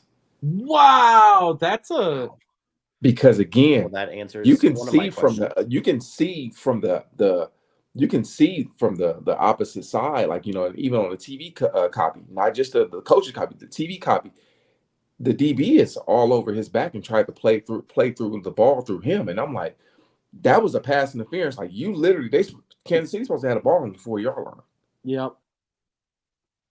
Hold on. So speaking of, okay, so it just popped in my head right now. How about the play where Patrick Mahomes, didn't go out of bounds right away? That was my next question. Okay. And kind of waited and skated the line a little bit to kind of. I don't want to call it a flop, but he knew he was going to take that. Mahomes does that. It's smart. It's smart. He toe taps. You know what that is? That's discretionary calls. That's all that is. And if it could be a different guy, and he may not call it. But what do you thought? No, they're going to protect the quarterback. I'm sorry. Okay, so I was saying, what's your thoughts on that? You got to err on caution on that one because again, you don't even need to. Everybody wants to hit the quarterback. Yes, you want to hit the quarterback because you can't hit him at practice and. The game, like in itself, it's like that's the position where if you had a free shot and you can tee off. I'm talking about like tee off.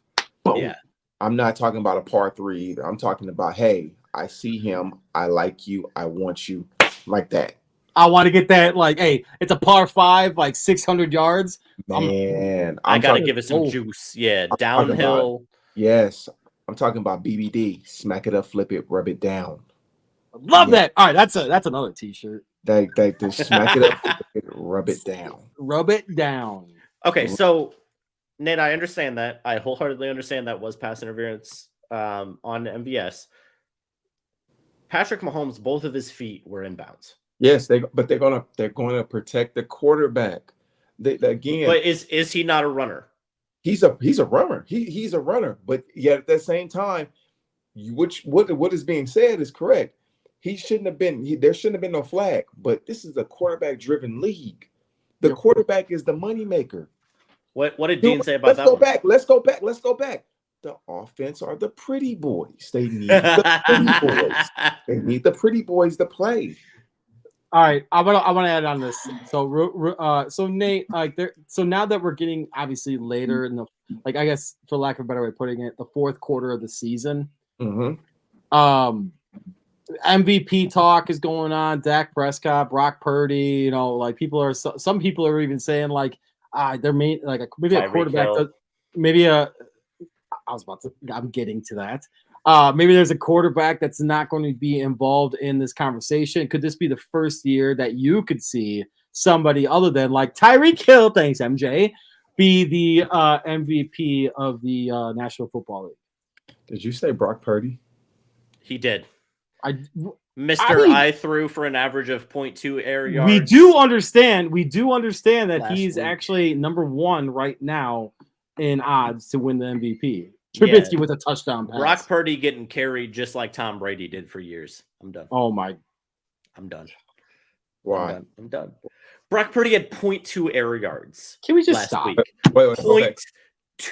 Okay. Let Nate answer my question first, and then we can go on this. He brought up Brock Purdy first. No, let's go down this path. Yeah, because it was Brock. Okay, Brock Purdy, I would not question this man's talent because he's a solid quarterback. He's a solid competitor. I'm not questioning his talent. I'm not questioning his talent and whatnot. Christian McCaffrey needs to be up in there before Brock Purdy do. Croc. He has Croc Purdy. Croc Purdy. No, my bad. I didn't mean that. That's been a conversation. It's been a conversation, bro. No, but if we're gonna say anything, okay, who are the MVP front runners right now outside of Dak and Brock? I think it's Jalen, CMC, and Tyreek Hill. Now those three. I'll go. If Reek goes over 2,000, he should get it. Agree. if Reek goes over 2,000, because that's never been done before, right? No, it hasn't. The closest is Calvin. Is it Calvin or Julio? It's Calvin. It's Calvin. No, it's Calvin. Calvin owns the Calvin record got like for most 1926 or it's something. This is crazy. So there was an insane stat. So shout out ESPN Chicago for this. No, it wasn't ESPN Chicago. Excuse me. I think it was actually the national ESPN radio. So this is pretty messed up. They said that if what's more impressive about what Hill is doing this year, it's more impressive than Johnson's year, is because Johnson's year the average pass per play, I guess, was super low compared to what Hill's been, and I guess his yards per catch is a lot lower. Yeah, exactly. Whereas if Johnson had the same yards per catch that Hill has right now, Johnson would have had 3,400 yards receiving that year. Oh my gosh! Those are the metrics. Okay. Yeah, those are the metrics. I love Reek, and I'm not saying this because CJ was my teammate for 2 years, but Calvin destroyed the Dallas Cowboys, where he literally embarrassed them for, I think it was like 270, and made a catch over 3 people, where it's just like that year Calvin was just he got triple teamed off the line. Yeah, it was only one person that can actually somewhat keep him in check that year. All right, y'all want the right now? You want the exact stats right now, or excuse me, odds for MVP this year? Yeah, let's do that. Bruce, real quick, I do have to fact check you though. Tyreek Hill actually has a lower yards per reception right now than Calvin Johnson did that year. So I don't know. Well, maybe it wasn't. No, maybe it wasn't that. Maybe it wasn't that. Maybe it was like I can't remember the exact like metric that they used, but it could be maybe. I don't know, targets, because Calvin Johnson had 204 that year. No, it wasn't targets, but basically like whatever yards per reception that it's not, and that's not the exact stat.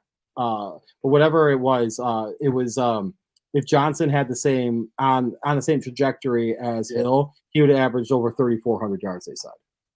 I know Reek is probably going to pace to become the youngest to eclipse. I gotta find it. To eclipse I think he's going to be the youngest to eclipse 10,000. Yeah, because he only needs 100. Yeah, and he can get that in 9 yards. Yeah, you know what's kind of crazy? He get that in one game. You know what's actually kind of crazy too, and I don't know his route running. Like I haven't been able to just sit and watch his stuff, but I've seen the way he actually runs like his 40.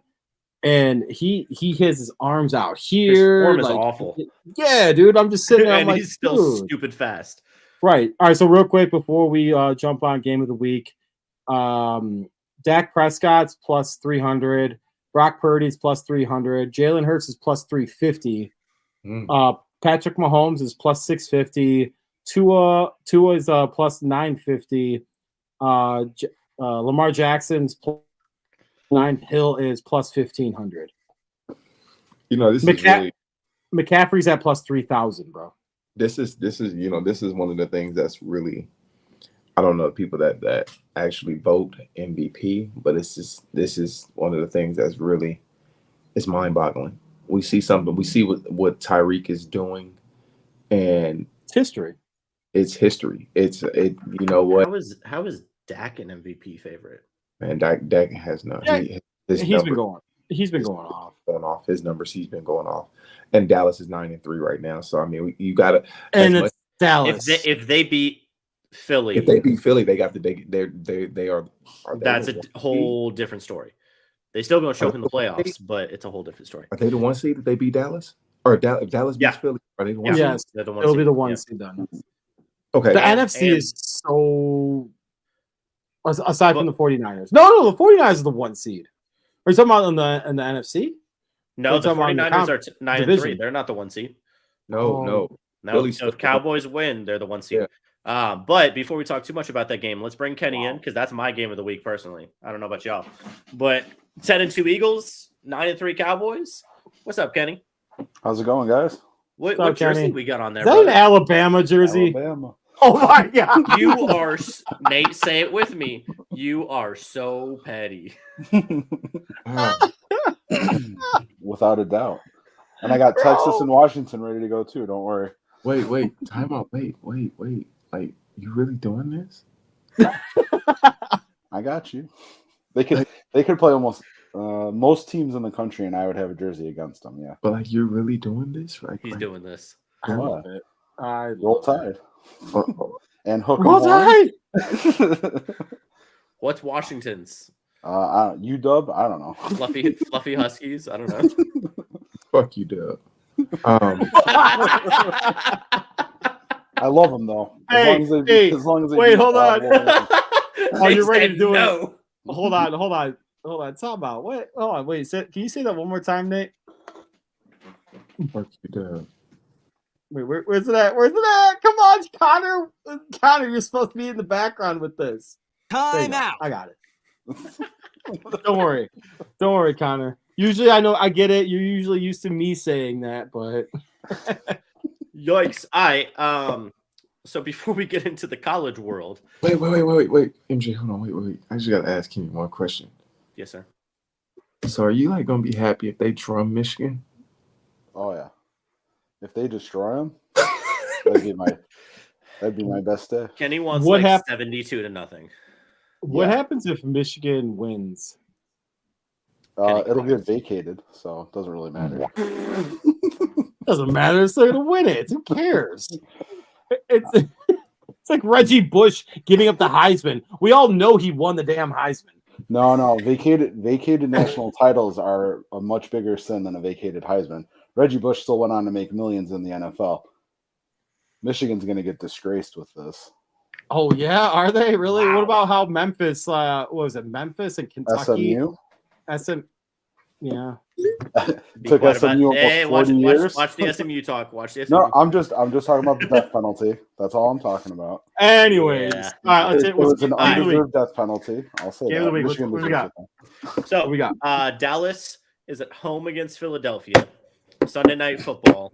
Finally, 2 good Sunday night games in a week. In a row. I had to. So the over-under is 51.5. Right now, shut up, Connor. We've got Dallas favored by 3, which essentially means sorry, Connor. Which essentially means that this is a pick-em. So with Dallas at home, favored by 3, this is a pick-em. I don't even know. Well, so Nate, this is inside, so that you don't have to worry about the weather.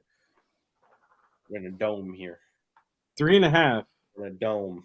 Yeah, so it's basically a pick-em. I'll go first. ESPN go ahead. Has Dallas favored by 65%.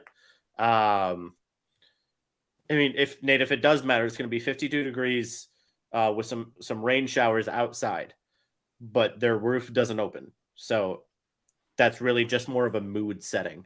It's going to be rainy and kind of chilly outside. So I got Eagles. Eagles win this game. Seals the deal with Dak Prescott not being MVP, not because it didn't play well, just because everybody else around him. I like Mike. I like Parsons. I like that team. I can't with the Cowboys. Can't. Eagles win. Eagles cover. Obviously. The last week was a wake-up game, in my opinion, for the Eagles. They're like, okay, now we see that the 49ers are the class of – and yes, the 49ers are the class of the NFC right now. They saw they saw what they were. So now you got to wake up. Everyone said that the Eagles' defensive line, which is still awesome, their offensive line, which is still awesome, and you have weapons around Jalen Hurts. Jalen Hurts needs to step it up. And I think that the Eagles will win this game, and I think that it might. Again, I'm picking the Eagles to win this game. However, if the Dallas Cowboys win this game, this is a big ass hurdle for the Cowboys if they win this game. If the Cowboys win this game, it legitimizes the Cowboys, in my opinion. But I'm picking the Eagles. Kenny, go ahead. I'm still trying to. Let's see. I think I picked the Eagles last time and they lost, so I'm going to pick the Eagles again. I really don't think that Dallas has what it takes to overcome the Eagles right now. I think, like Bruce said, that was a very big wake-up call for them last week with the 49ers. I don't see it happening twice in a row, especially against a inflated Dallas team. So I'll take the Eagles. Nate, you want me to go? That was not me that time. All right. So Jalen Hurts, since he became a starting quarterback, as much as Bruce and I may kind of make fun of him for just living the good life behind that offensive line. Since imagine Jordan Love behind that. Oh, don't even get me started. Justin Fields. True. Meh. True. Meh. Well, Justin I Fields said it. with good coaching behind that offensive line. Yes. Possible. Anyway. Maybe. What I would say Jim Harbaugh is oh, Nate's just about to flex on all of us. Hold up. It's only 2 plates. That's 225. That's my warm up. Yeah. Oh my whatever. My warm up. That means nothing to me. I can go out. I can go outside on my bench press in my garage and do that right now without a warm up. I mean, that's my warm up. That's a warm up. You know, That's you're supposed to. You're supposed to stretch first. I mean, that's the warm up right there. That's getting under there. That's getting under there. All right. I'm gonna send him. I'm gonna Snapchat you. I'm sorry, but that's just getting under there. That's getting under the thick chick. Yeah. Hey, listen, that's getting under the thick chick and letting her sit on your face a little bit. That's what it is. I'm going to make sure that I Snapchat you when I go bench this week. Kenny, are you as confused right now as I am? A little bit. Okay. Since Jalen Hurts became the starting quarterback for the Philadelphia Eagles, he has not lost. It's pretty tight. He has not lost.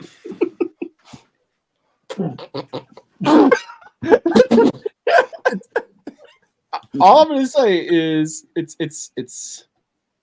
pretty. Yes, he did it.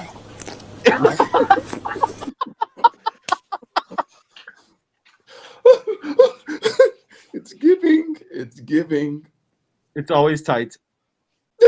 Erie Insurance says here's to the grown-ups who move, mortgage, mow, and still bust a move. But does your home insurance still fit? Erie helps you protect the home you've grown into, all at fair prices that are often less than the other guys. So how do you find the right coverage? Magic.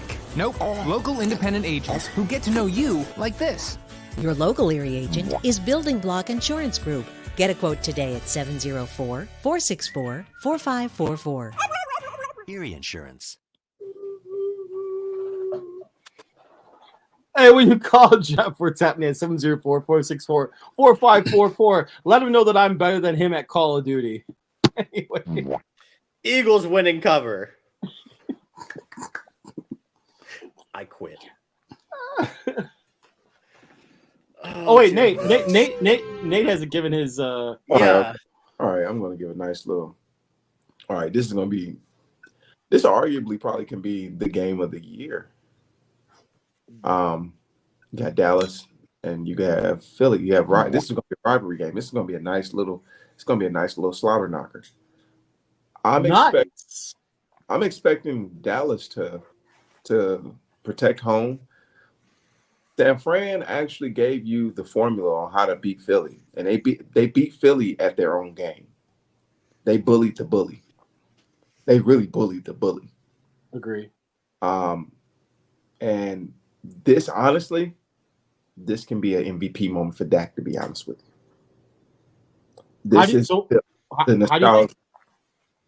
you think? Sorry to interrupt you, but how do you think? Do you think McCarthy's going to going to coach in this game?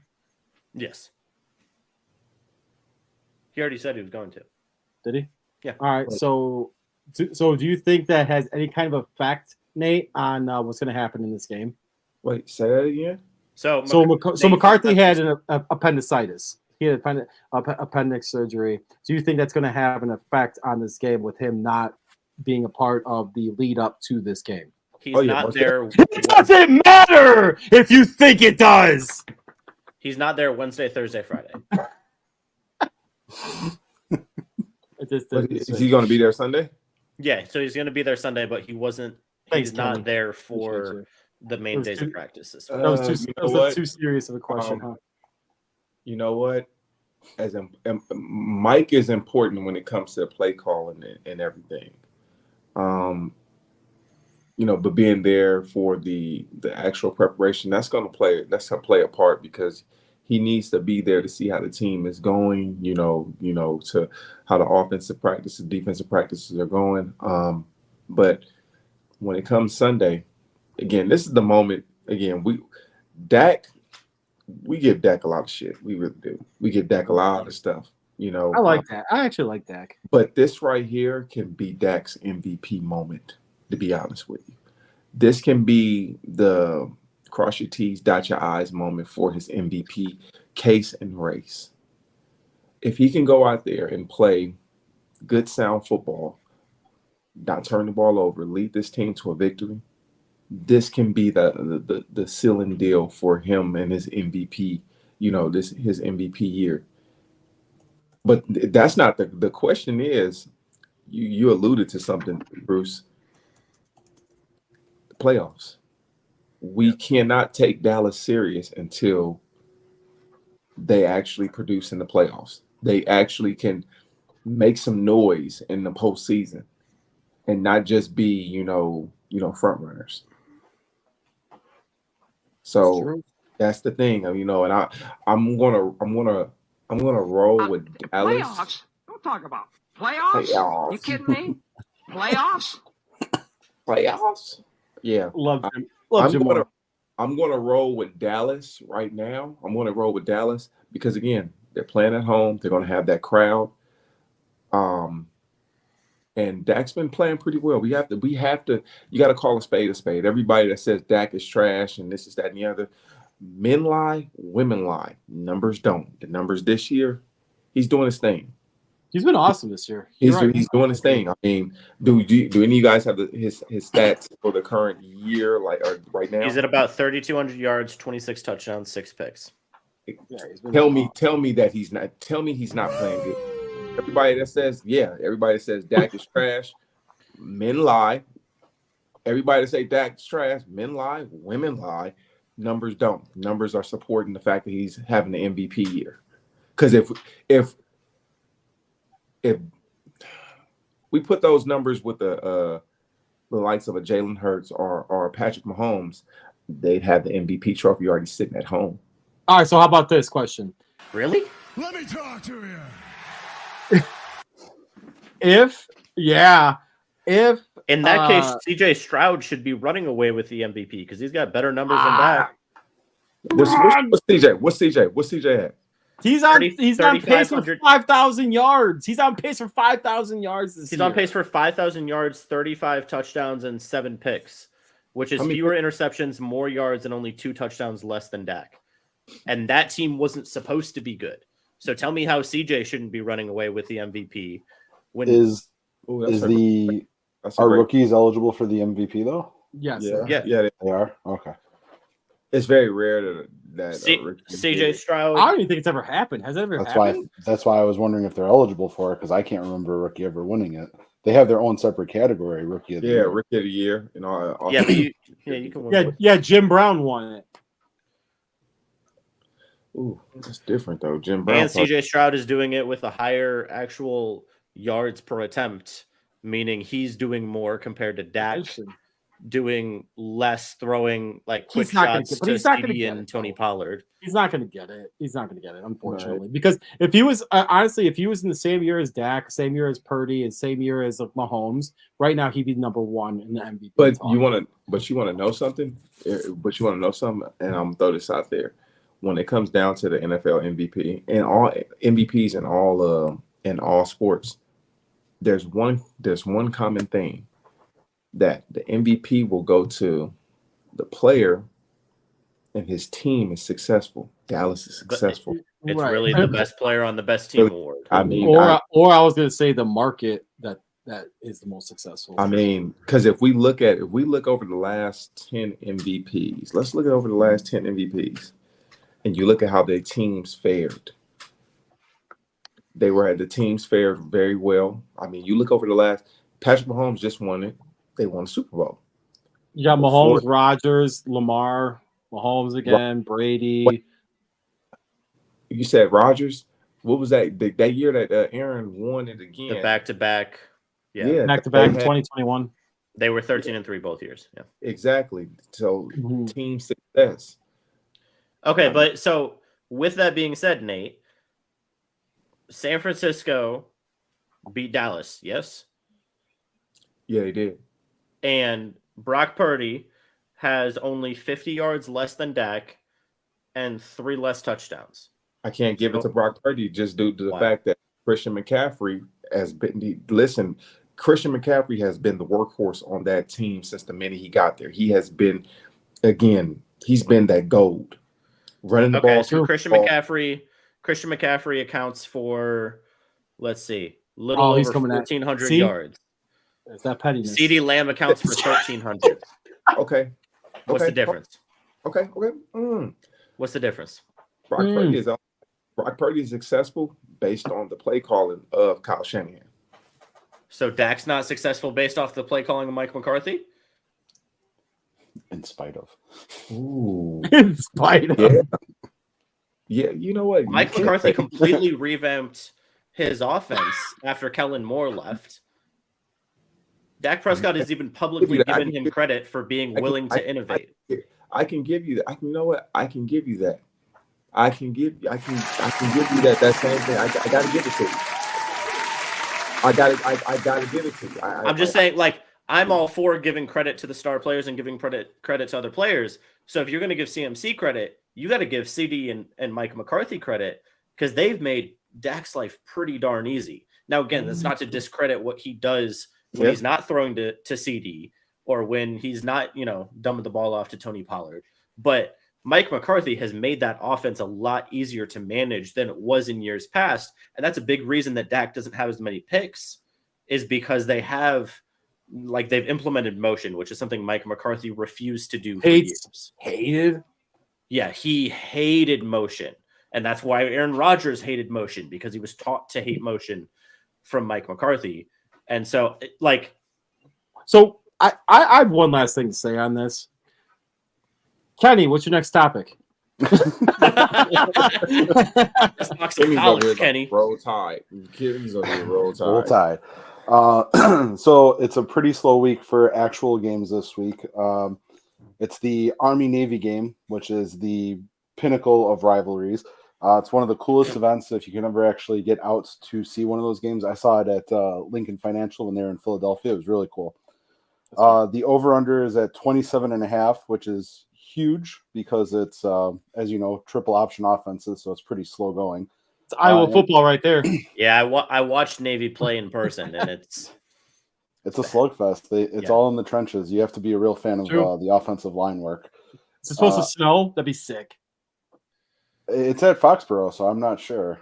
It might. Anyway, sorry, Kenny, go ahead. No, it's fine. So Army's favored by 3 points. So I would take Army winning 17-14 in that one. But that's literally the only game going on. All right, so how about this? I got you on this. I have Army winning this game 14-13.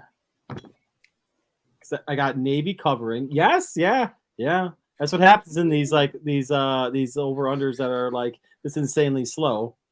So, what? Huh? Mr. Get Fit is talking over here. Do you know who Mr. Get Fit is, Nate? Who the hell is Mr. Get Fit? You're like Mr. Get out of our chat. What? Oh, no. Hey, no. Hey, any hate views are views. I don't give a shit. You can watch. True. Hate comments. I don't know who that is. Nate's like, who? They got a profile picture. Hold up. Let me. Anyway, I got He's scrolling through it now. I'm trying to see who is Mr. Get Fit. Anyway, I got Army winning 14-13. I'll go. Anybody else? I don't know. Navy. Navy wins 10-7. I mean, Navy has the cooler uniforms too, so you got to go with that. Oh. Yeah. I'll give it to Navy. I saw them play in person. I've never seen Army play. I don't know. That's all I got. I'm giving 14-10 Navy.